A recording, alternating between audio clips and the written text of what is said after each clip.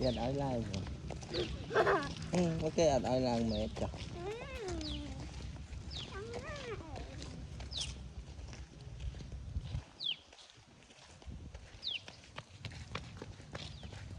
Ở đây kia đói lang cái cầu nụ cái đạn rồi dắt ruột nạ phải ớt. Nụ. Kia đói con không may lá ngay mình thao mà lá cợt.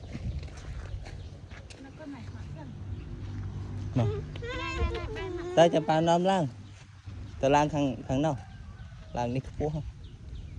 Lang đi lang con này tội.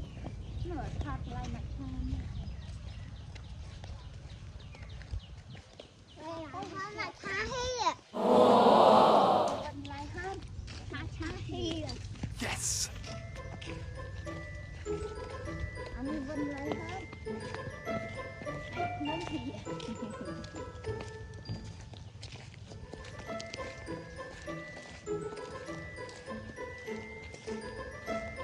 Mắt trà. Đây nè.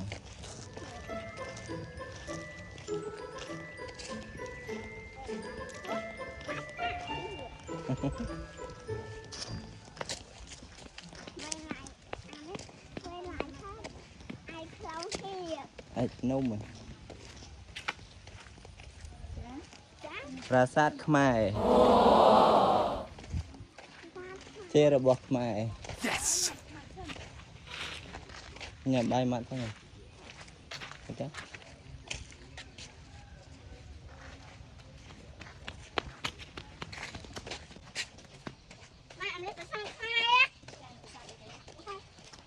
Prasad ấy. Prasad mua ấy con dây mà nhỉ? Prasad ấy nôm.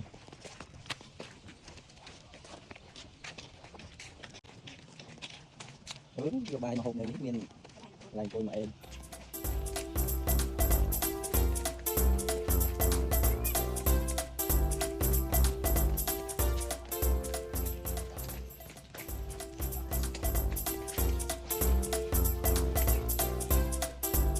Sung kiệt baru baik-baik.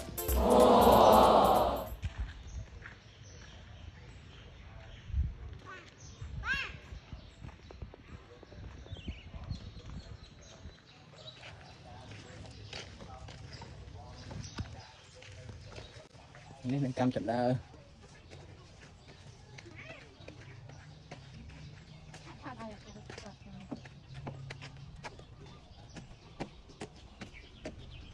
Jangan tanya itu. Nomor.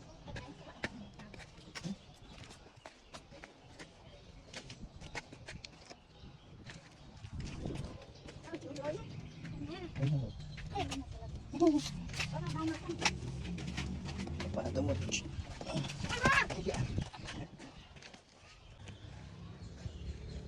Hiទឹកអស់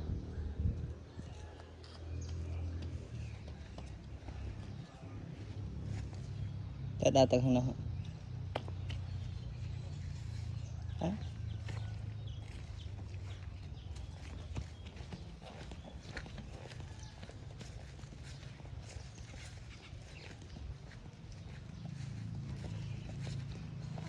សាធុកូនសុំសុខសប្បាយ